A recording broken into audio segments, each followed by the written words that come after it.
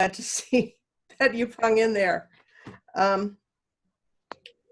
Welcome to the gathering at Northern Hills. This is, excuse me.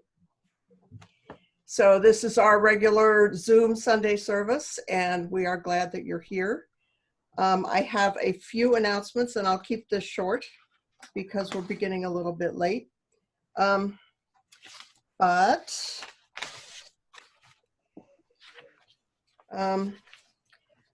Just a couple of things.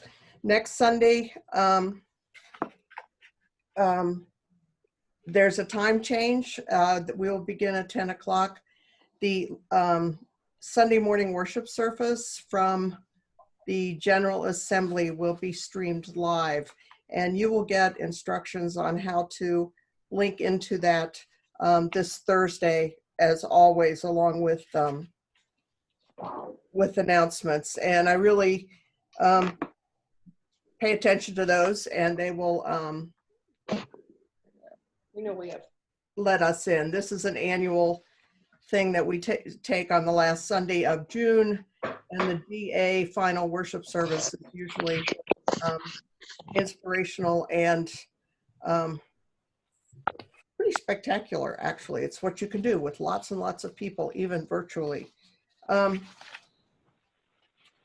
Let's see, we May 26th, Doug sent out a list of support groups for the church. Please go back to that, make sure that you got the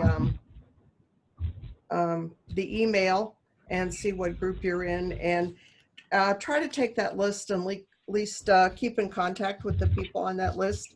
Some folks have had happy hours or coffees, so creative.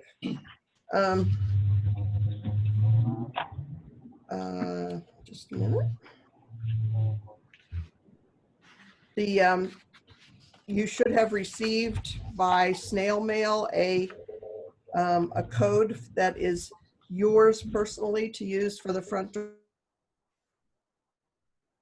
Problem getting in, please contact me or Adrian, and we'll get it straightened out as quickly as possible. The building, however, is closed, so if you do need to get in, we would appreciate if you would let Adrian or me know that you are going to enter the building. That would be appreciated. Thank you. New days and times for dropping off food donations at the Valley Interfaith. The need is still very great.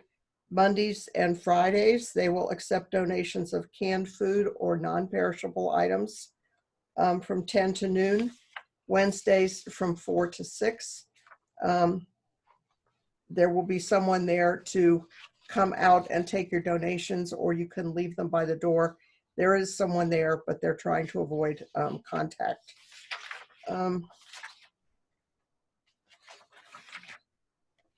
Okay, please keep all of your fellow GNHers in your thoughts, in your prayers, in your connections over the next time.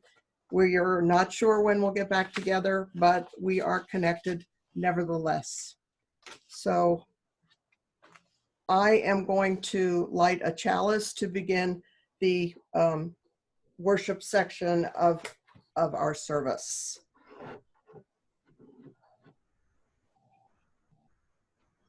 I don't know if you can see it. I'll back up. Oops. Sorry. I'm trying to get a spotlight on Sue Klein. Where are you, Sue Klein? There you are. The one with the flame.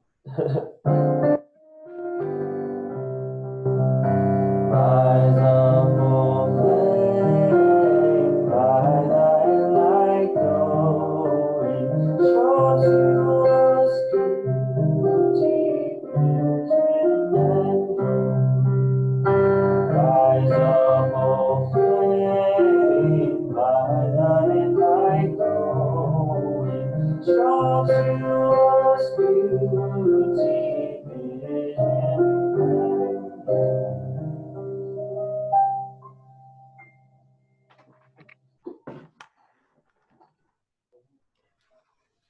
Thank you, Michael.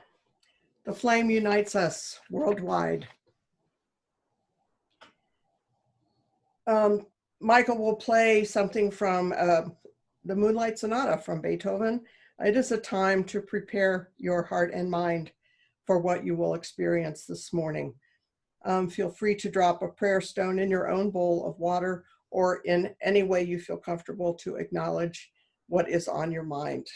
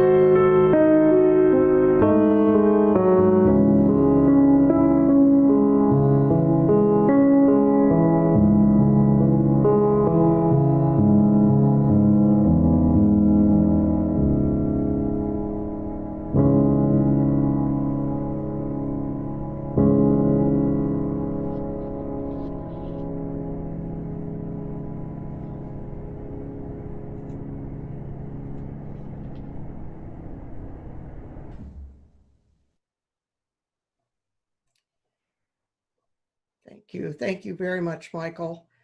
Michael will now guide us as we sing a song most appropriate for this time in our history. We are a gentle, angry people. Please sing along as you are able.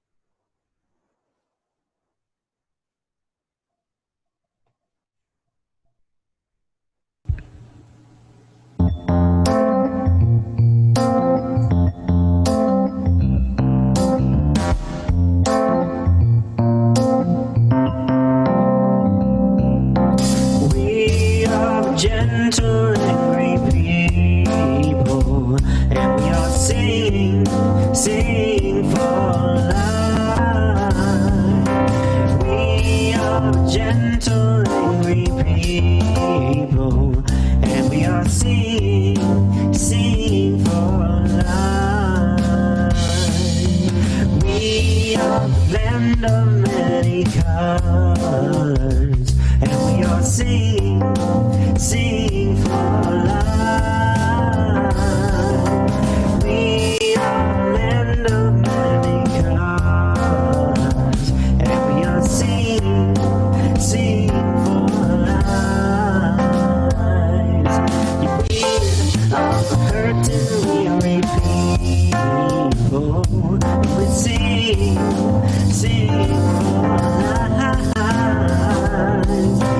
We are hurt and weary people, and we are singing for life.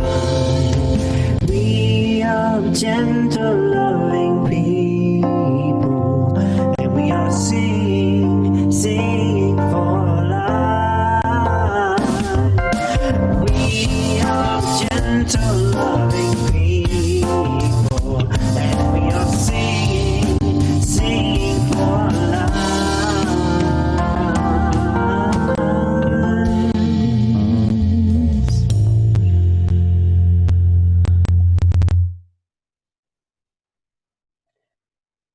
Thank you. Thank you, Michael. Thank you, everyone who sang along. One of my very favorite protest songs. Please look at your screen. Michael has shared the words to our unison affirmation. Let us recite that together, after which Reverend Doug will give a message on the spiritual cost of America's sins. We seek to create a welcoming community that celebrates human diversity, encourages spiritual growth, fosters responsiveness to our world, and commits to the future of all children.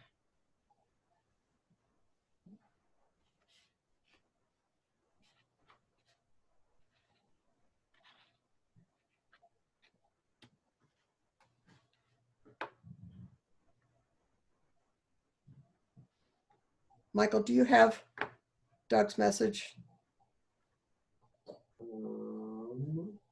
Did he email it to me? I have it somewhere. I don't have an email from him, but Okay, just a minute.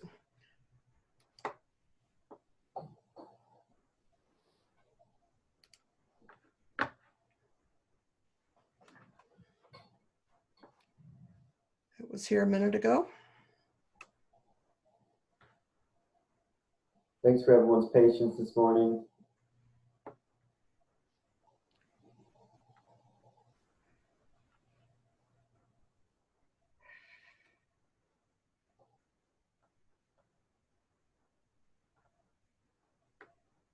Well, I do have this. I need to find it.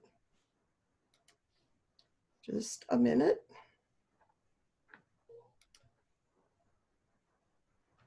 I'm going to stop sharing for just a minute and I will find this. I had it up here on my screen a minute ago.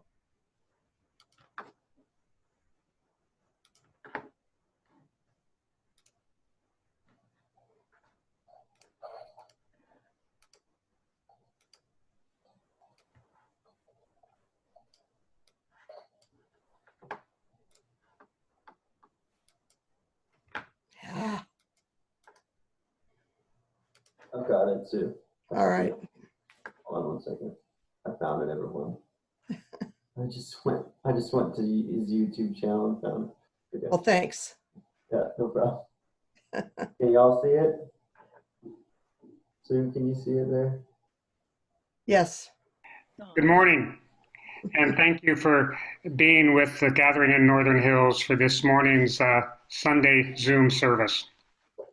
The title for my message is The Cost of America's Sins.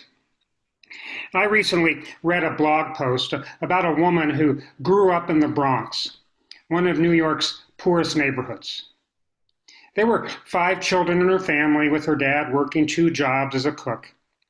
Money was very tight, but she enjoyed as a child what seemed like luxuries: receiving an annual wished-for Christmas gift, a once-a-month trip to McDonald's, and a new pair of shoes at the start of every school year. This woman was smart. She succeeded in school and in college, and at the age of 24 was earning $71,000 a year. 2 years later, her salary grew to $94,000. And a year after that, it exceeded 6 digits.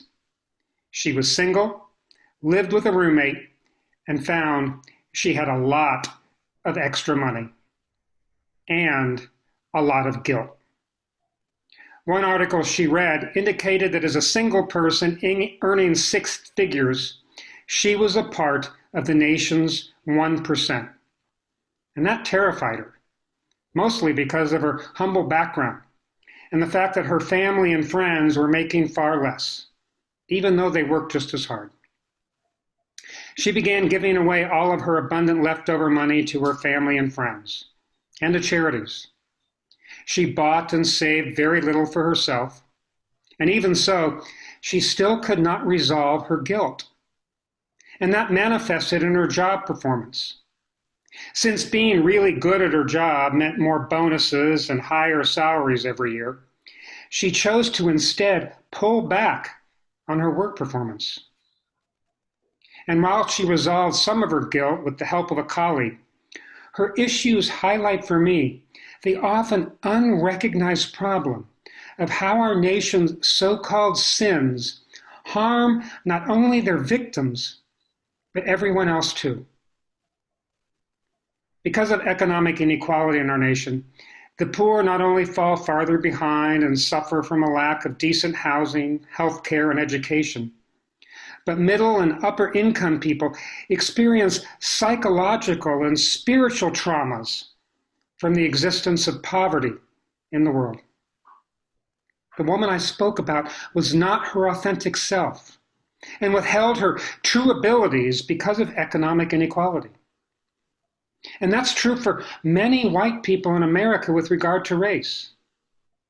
While the issues they deal with cannot compare with the suffering that people of color experience, there is a spiritual toll everybody pays for racial inequality.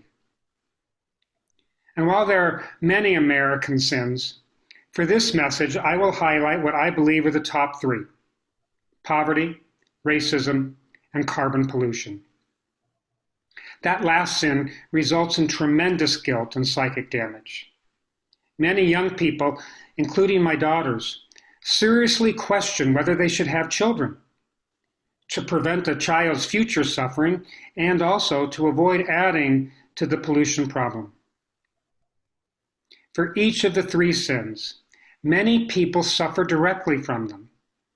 The poor from living without the basic needs of life, people of color from lack of opportunity and discrimination, and every American from the effects of climate change. But people also suffer indirectly. Our consciences, our spiritual sense of self, our authenticity, and our innate integrity and goodness are deeply damaged by sins of poverty, racism, and carbon pollution, often in ways that we choose to repress. We can be damaged by these sins in ways that lead to dishonesty, low self-esteem, stress, guilt, fear, low job performance, unhappiness, and worst of all, a type of psychopathic indifference for the suffering of others. Psychologists define guilt as an emotion that occurs when a person thinks he or she has harmed someone. Guilt is closely associated with remorse and shame. And typically, people deal with their guilt by either 1, repressing it, 2, projecting it on the victim of their misdeed, 3, harming themselves, or 4, completely denying someone else has been hurt by their misdeed, or 5, by positively responding and making amends for a misdeed. And regarding our national sin of poverty, America pays for it, experts say, with shorter lifespans, poor overall health, higher rates of violent crime, increased teenage pregnancies, high rates of mental illness, political instability, high rates of corruption, mistrust of others, depression, lower economic productivity, and limited social mobility.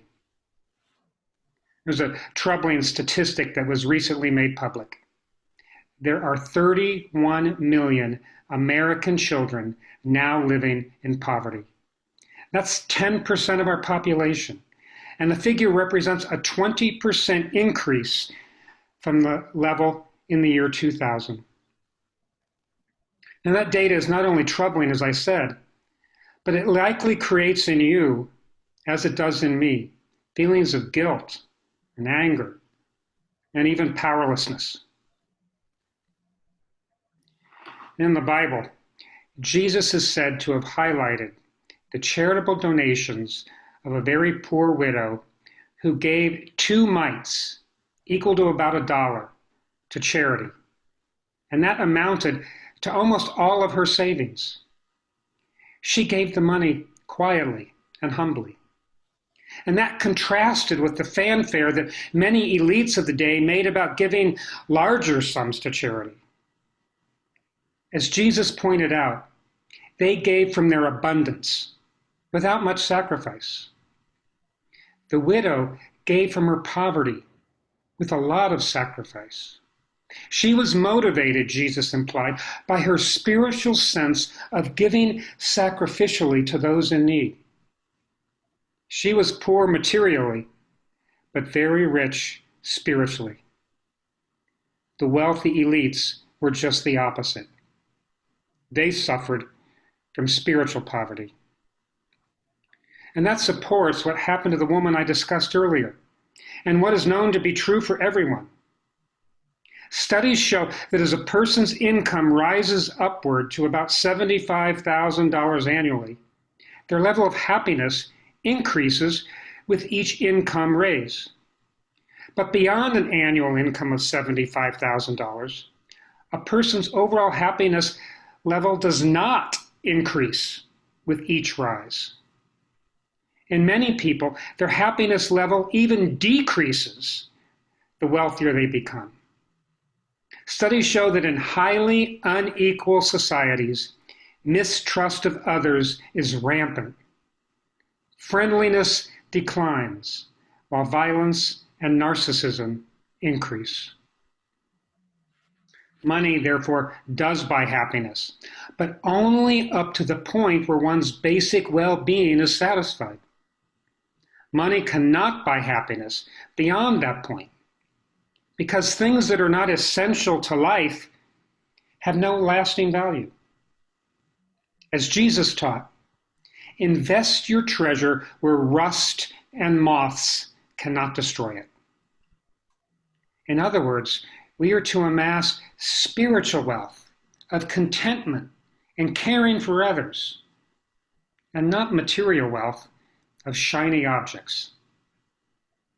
America's overall failure to do that is, I believe, a national sin.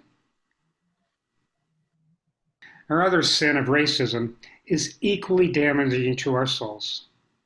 Beyond the damage to a Black person's freedom of opportunity, their education, careers, healthcare, and income, racism also damages a Black person's level of self-esteem, their confidence, trust, contentment, hope, and happiness.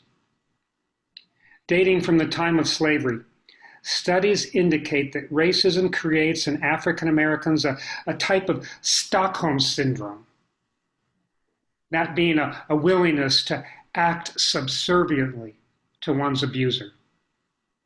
A victim learns to modify their authentic self out of fear they will provoke violence against them by the abuser.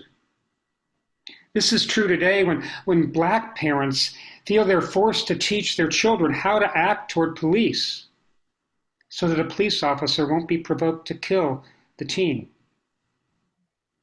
These studies indicate that the quote-unquote keep the peace at any cost attitude by many Black people ironically ends up increasing the abuse they can experience. A white abuser often feels even more superior to a Black person who acts subservient, and thus the abuser becomes even more abusive.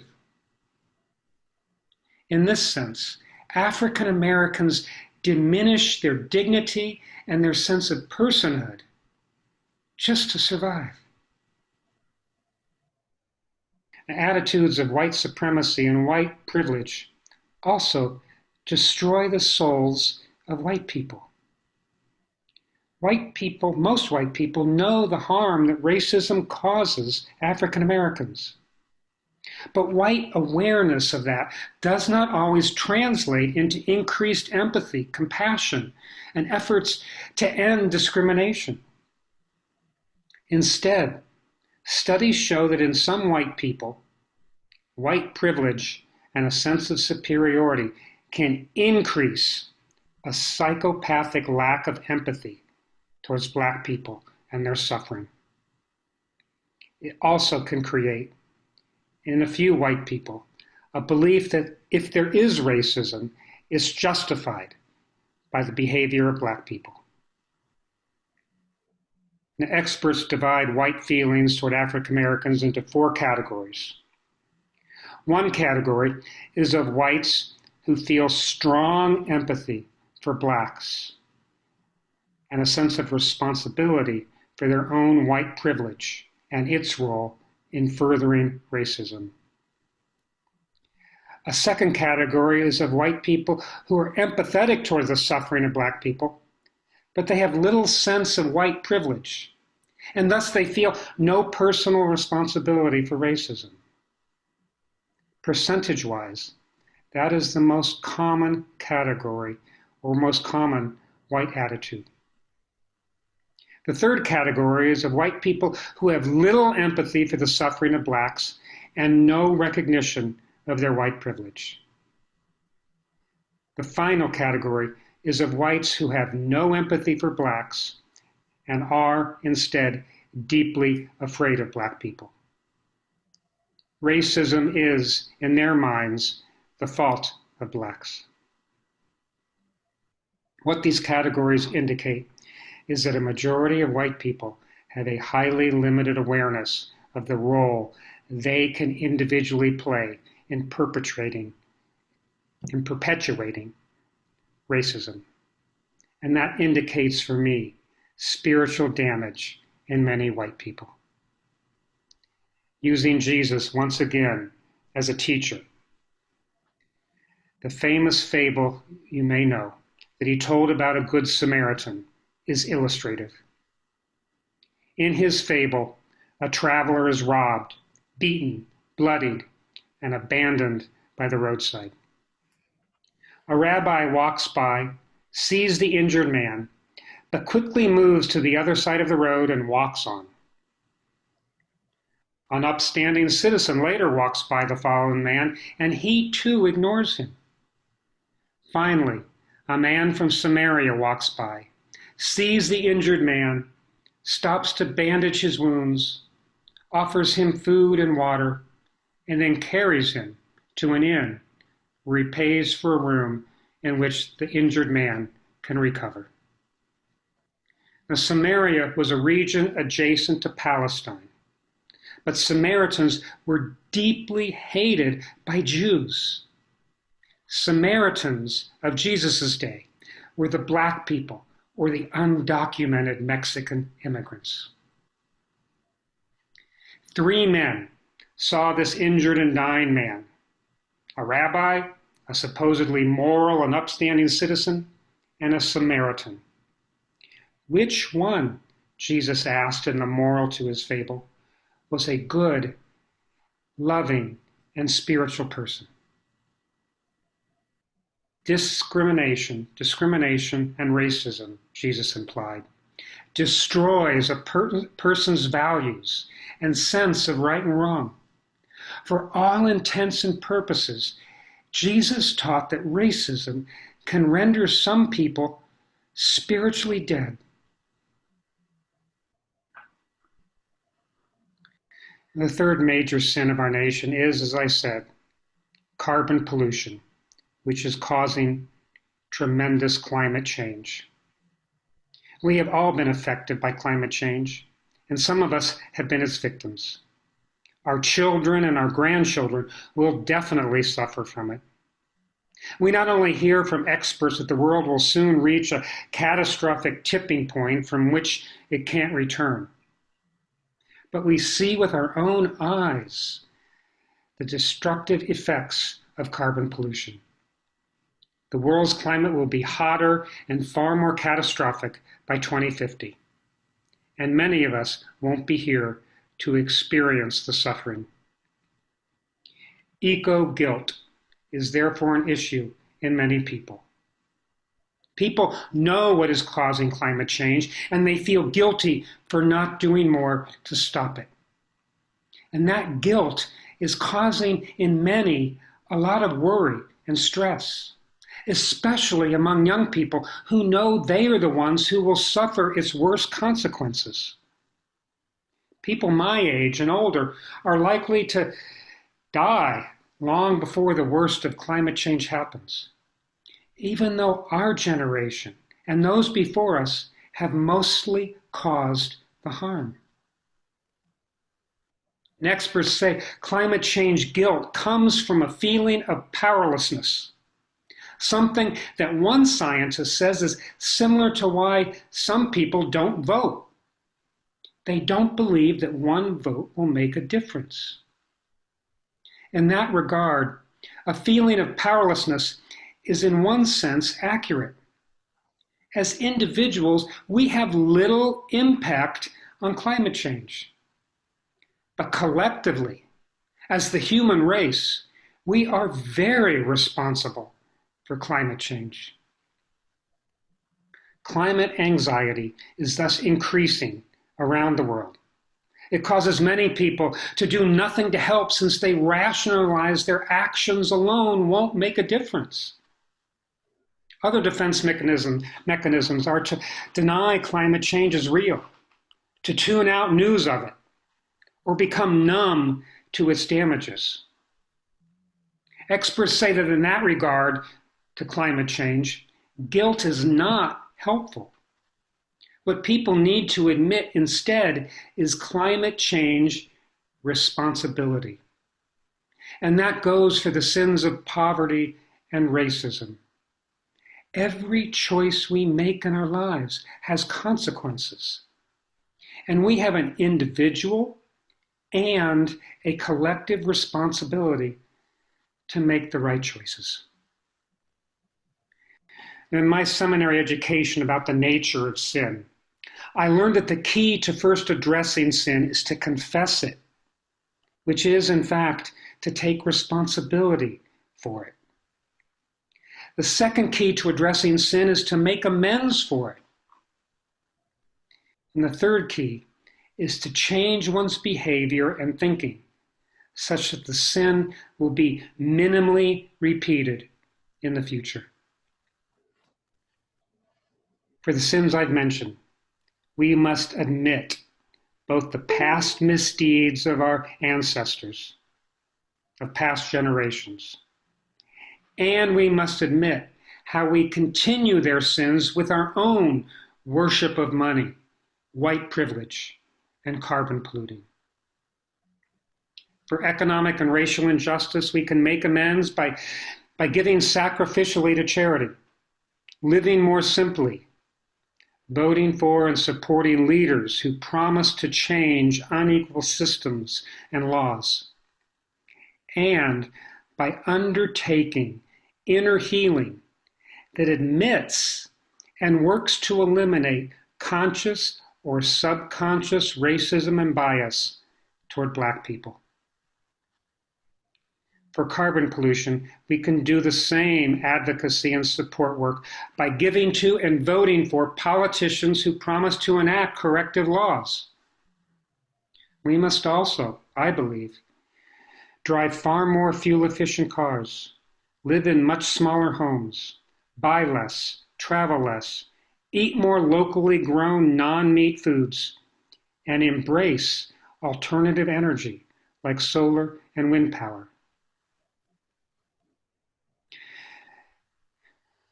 There's a Bible verse that says God must not be mocked by seeking forgiveness from her for a sin, but then continuing to commit that sin again and again and again. There's another verse in the Bible that says that those who claim they have not sinned are liars. None of us want to mock truth and compassion and justice, which is my idea of what is God.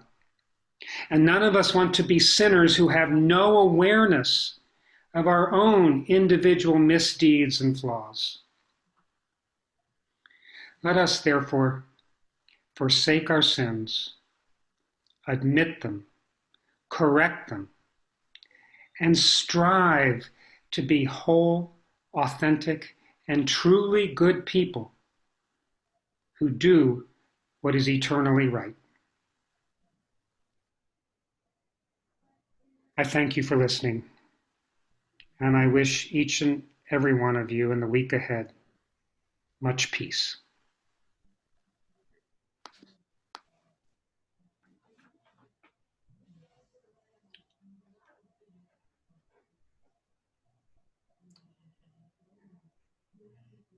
Thank you, Doug. Certainly a timely message for all of us, and many, many words to live by. So we thank you.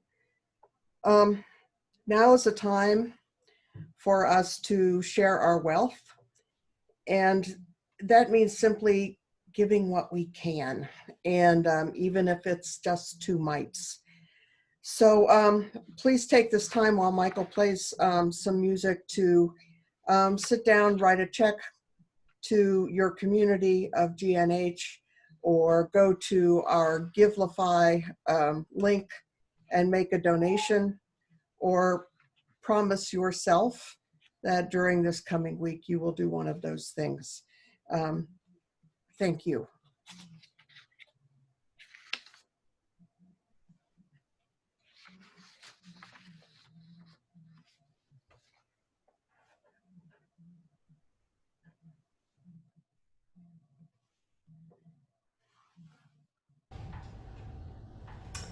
I can do this. I got this. Okay.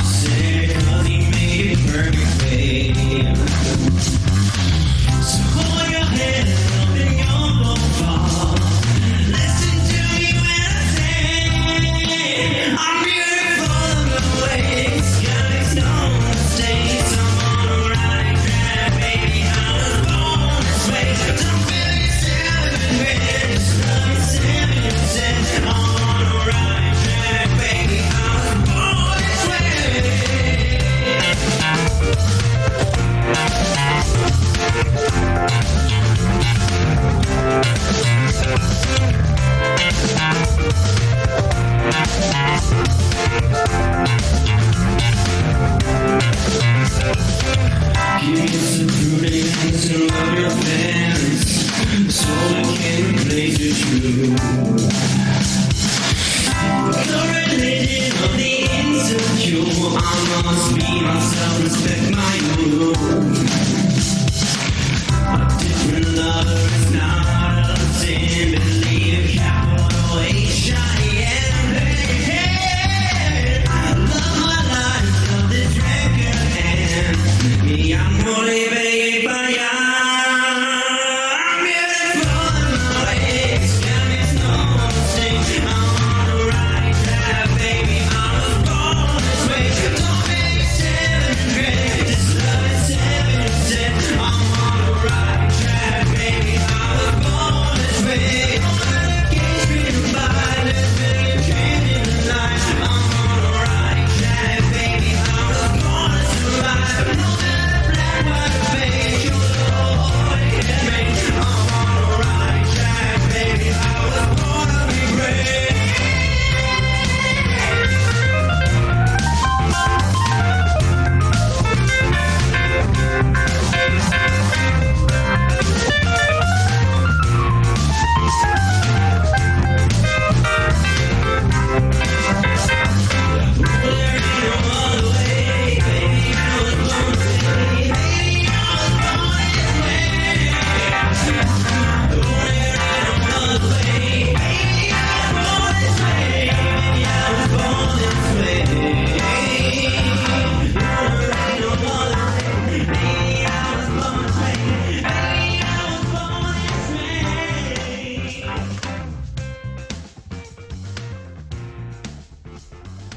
Oh, I think I got it.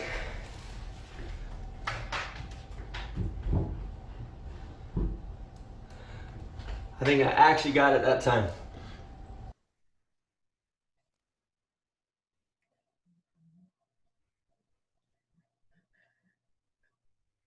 Thank you very much to Michael, who is our own one-man band. Wonderful, Michael. Thank you very much. Now is an opportunity for us to share joys and sorrows. You could share briefly something that is on your heart, something that has brought you joy or that has brought you great concern. If you would type a brief message in the chat box, then I can read that for everyone, and we can give you our support.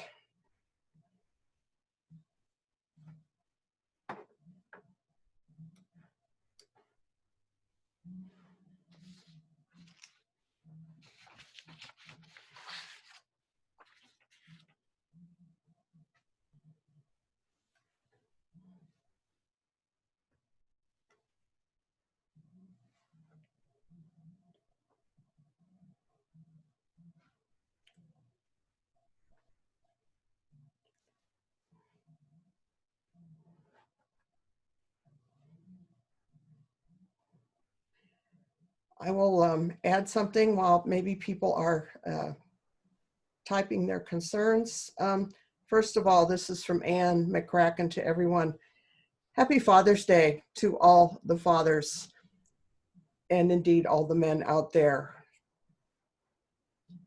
I personally am most distressed about our administration's recent actions of essentially taking over the agency that broadcasts under the name of Voice of America. This is a very dangerous move on the part of the administration, and I am most distressed about that, and also about our administration's feeling that they can just fire prosecutors who are doing things they don't like. Yep, it's political, but it is very distressing to me and weighs on my heart.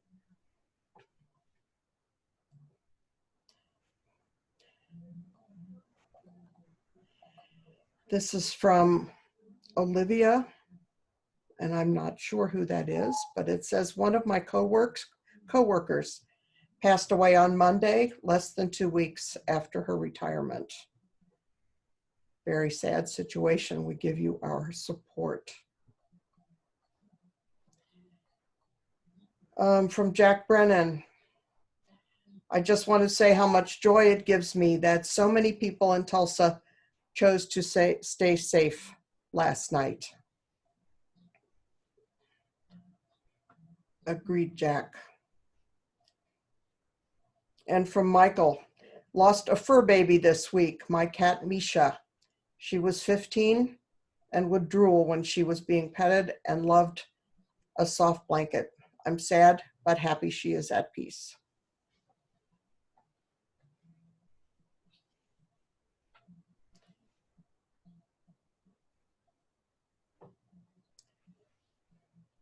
From Suzanne, a simple but great joy. People smiling without masks, but masks close at hand in case. Yesterday at the Winton Woods West Trail.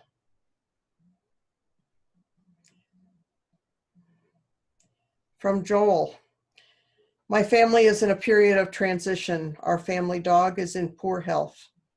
Also, please keep my stepdaughter in your thoughts and prayers. Done, Joel. And the health of our family members, the furry ones, is always of great concern. So much support to you, to Michael at this time.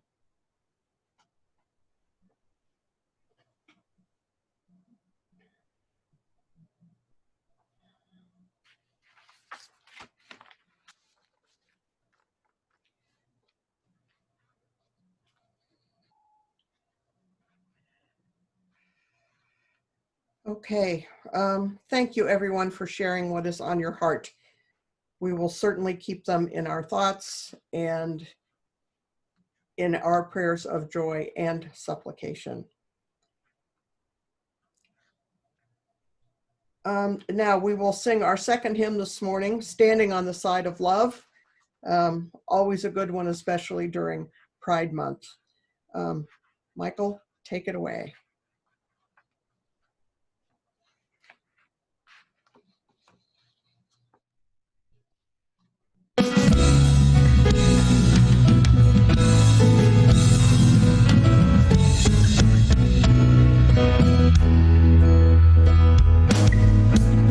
The promise of the Spirit, faith, hope, and love abide, and so every soul is blessed and made whole. The truth in our hearts is our guide. We are standing on the side of love, hands joined together, as hearts beat as one.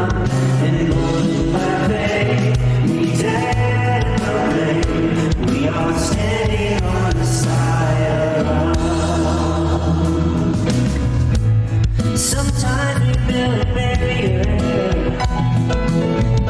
to keep love tightly bound, corrupted by fear, unwilling to hear, denying the beauty we found.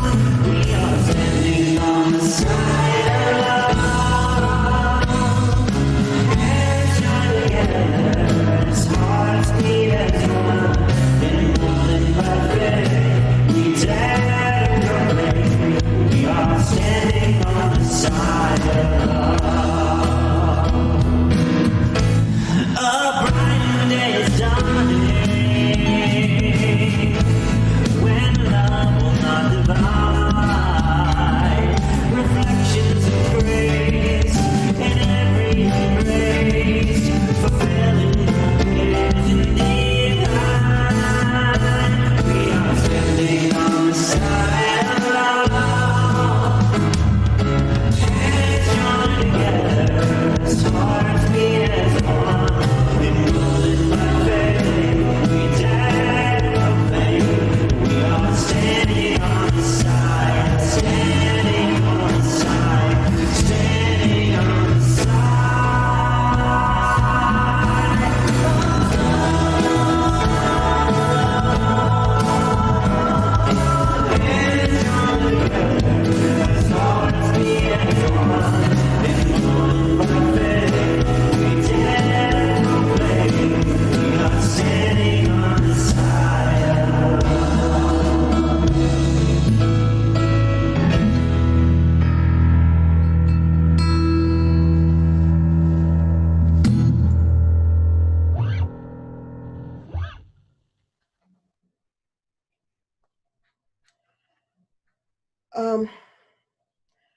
two things. Michael, thank you again. Thank you everyone for joining in with that. Before some closing words, I'm going to I'm going to share an announcement that I forgot before because I can. This afternoon at 2 p.m., Suzanne Bjorner and MJ Pearson will present a session to talk about the upcoming General Assembly of the UUA. They are our two delegates from GNH this year and have been studying the issues and preparing to participate in GA. Two things. One, this session is not only informational, it is an opportunity for you to share your thoughts on what should be done, what kind of actions need to be taken by our denomination. So I encourage everyone to sign into that Zoom session. You would have received a separate Zoom link yesterday or Friday of this week to join in on that. So please join in as you are able. I realize it's Father's Day, but if you are not in the midst of a celebration, please join in. It will be most instructive. Let's see. The second thing, I guess, is I do have just a very short closing words. And after that, I will be able to send you off into separate groups where you can chat for a little bit if you so desire. So first of all, closing words. This is from the late, great Molly Ivins. Some days I'd feel better with Punxsutawney Phil in the Oval Office. At least he doesn't lie about the weather. So let us conclude by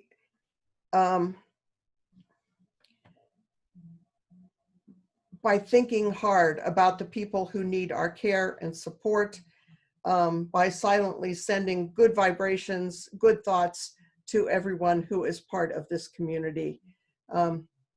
So thank you.